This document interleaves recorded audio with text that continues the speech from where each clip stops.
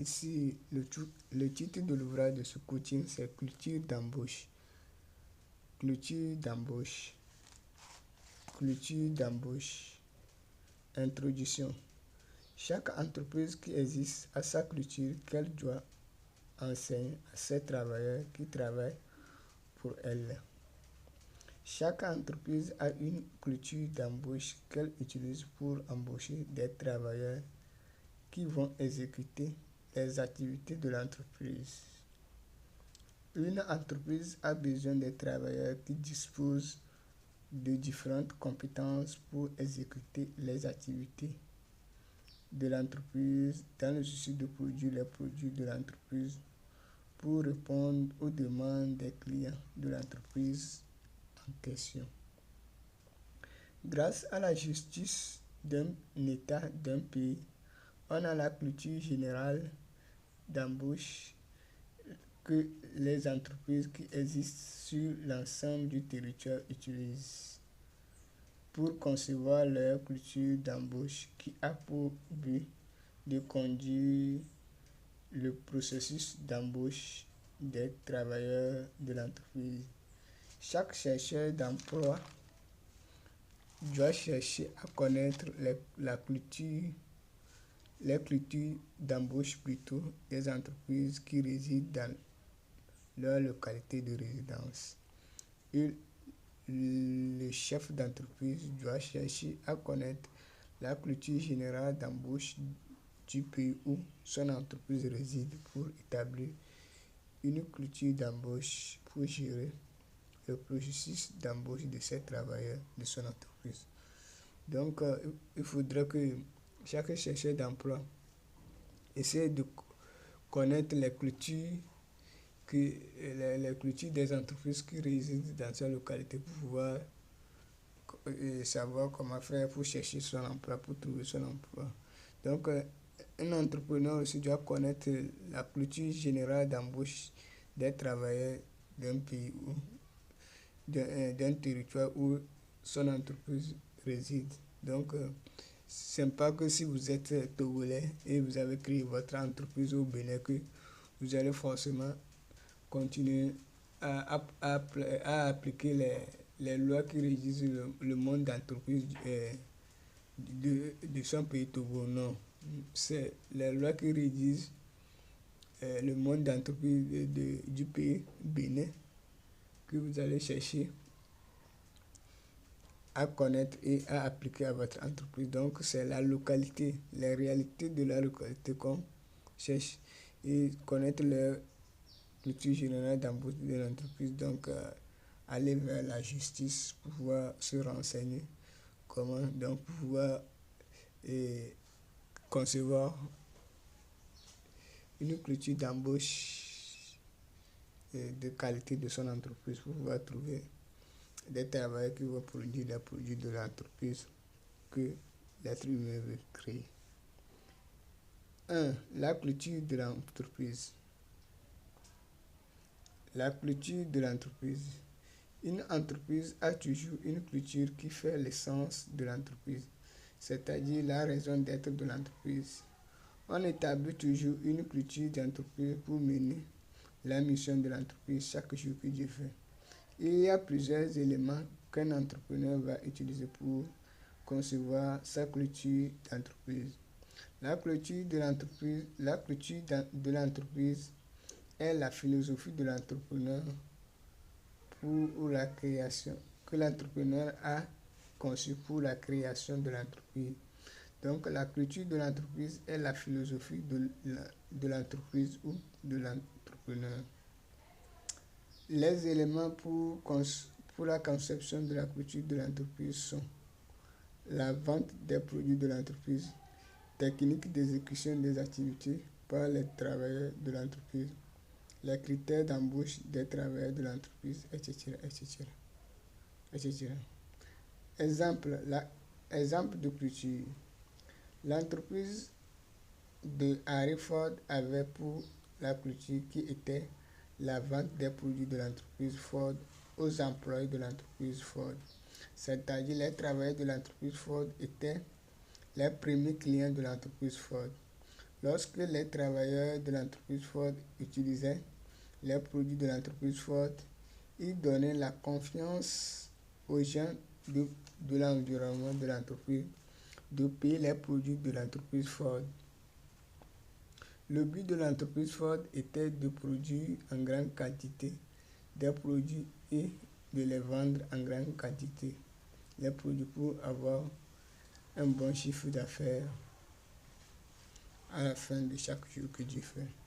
Donc voilà un exemple de la philosophie de Henry Ford, le révolutionnaire de l'automobile, donc le roi de l'automobile. Comment il a arrivé à mettre une philosophie à son entreprise. L'entreprise Taylor avait pour culture d'embaucher le travailleur et de lui former au sein de l'entreprise avant de lui confier son travail. Le travailleur de l'entreprise Taylor était payé à la fin du jour en fonction du quantité de travail fourni, parce que selon lui, chaque travailleur a des dépenses à faire chaque jour que Dieu fait. C'est pourquoi on doit lui payer le plus tôt possible pour qu'il puisse aller satisfaire ses besoins quotidiens. Donc, le but de l'entreprise Taylor est de produire des produits pour répondre aux demandes des clients de l'entreprise Taylor chaque jour que Dieu fait. Donc, il y avait les clients qui réclamaient les produits chaque jour que Dieu fait. Donc, on cherchait le producteur. Donc, la philosophie qu'il avait pour trouver le producteur, c'est embaucher les gens en fonction d'un critère et les former, après les soumettre au travail. Donc, pour pouvoir atteindre son but qui est de satisfaire les demandes du client. Voilà, la culture de l'entreprise est très important. Donc, la culture est très importante pour pouvoir trouver des producteurs ou les travailleurs. 2. Culture. Culture du département ou culture du poste de travail. La culture du département ou la culture du poste de travail est le règlement établi pour la gouvernance d'un poste de travail ou d'un département d'une entreprise. Le projet de chaque entreprise est unique, donc la culture du département ou du poste de travail est unique, car les besoins des départements ou des postes de travail d'une entreprise est unique et similaire ou différent. Ça dépend de la philosophie de l'auteur de l'entreprise. Par exemple, les besoins du poste de travail de comptabilité d'une banque est bien différent des besoins du poste de travail de comptabilité d'une entreprise privée ou d'une entreprise. Le chef d'entreprise doit définir les besoins de ces postes de travail ou de ces départements pour concevoir un profil de poste de travail ou une culture du département. Le travailleur du poste de travail ou les travailleurs du département doit respecter l'ordre du travail, donc l'ordre de l'exécution du travail. Donc, il est nécessaire qu'ils mettent ça, donc la culture du poste du travail. Donc, chaque travailleur dans son poste de travail doit respecter la culture du poste de travail ou la culture du département. Donc, si la culture du département de la comptabilité, donc chaque employé au sein du département doit respecter la culture ou le poste de travail de marketing aura sa culture qui va le gouverner. Donc, lors de l'exécution des activités du marketing au sein du département ou au sein de son poste de travail. Donc, c'est le travail du gestionnaire des ressources humaines de l'entreprise ou le chef d'entreprise. Donc, le département des dirigeants doivent s'asseoir et bien définir les objectifs ou la contribution de chaque poste pour le projet que l'entreprise pilote ou la contribution de chaque département pour le projet de l'entreprise. 3. Intégrer un travailleur. Intégrer un travailleur. Intégrer un travailleur au sein de son entreprise. Au sein d'une entreprise. Quand on embauche un nouveau travailleur pour travailler pour l'entreprise, le chef d'entreprise ou le gestionnaire des ressources humaines a le devoir d'intégrer le nouveau travailleur au sein de l'équipe de travail de son entreprise et de son département en lui laissant connaître la philosophie ou la culture de l'entreprise, la culture de son poste de travail ou de son département si son poste de travail demande plusieurs travailleurs. La mission de l'entreprise et le règlement intérieur. L'employé ou le travailleur embauché doit connaître les tâches de l'activité de son poste de travail, le salaire qu'il va percevoir à la fin d'un jour ou d'une semaine ou de 2 semaines ou d'un mois de travail. Ça dépend de la nature du travail et la philosophie du paiement des salaires de l'entreprise.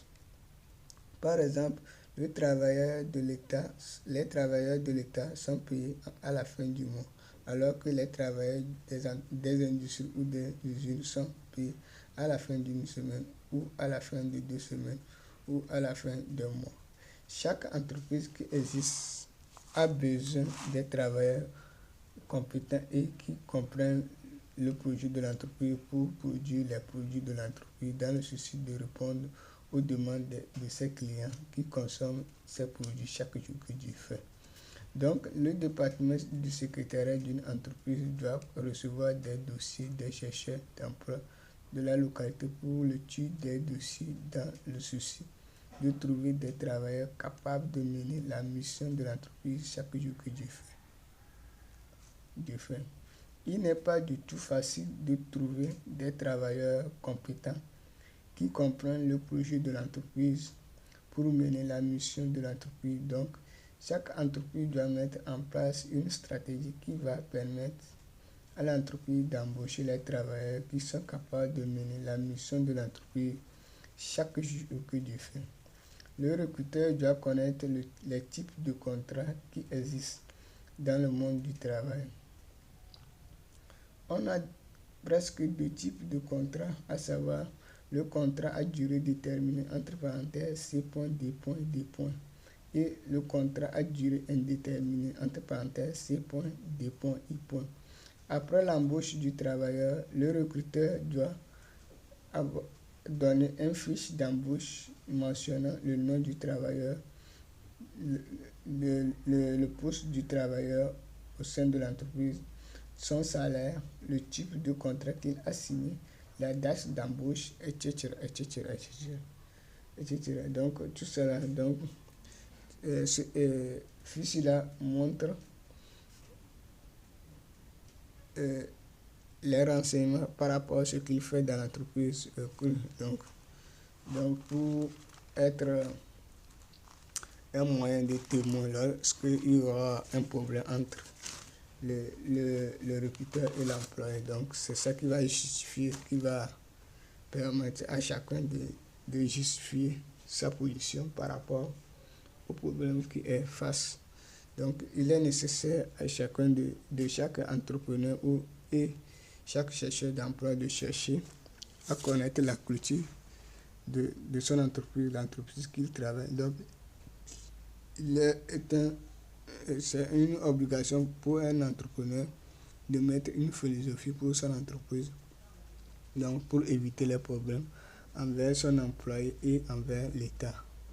Donc, et l'employé aussi a le devoir de connaître la culture de son entreprise pour pouvoir éviter les conflits au sein de l'entreprise. Et ça s'arrête l'ouvrage de ce coaching.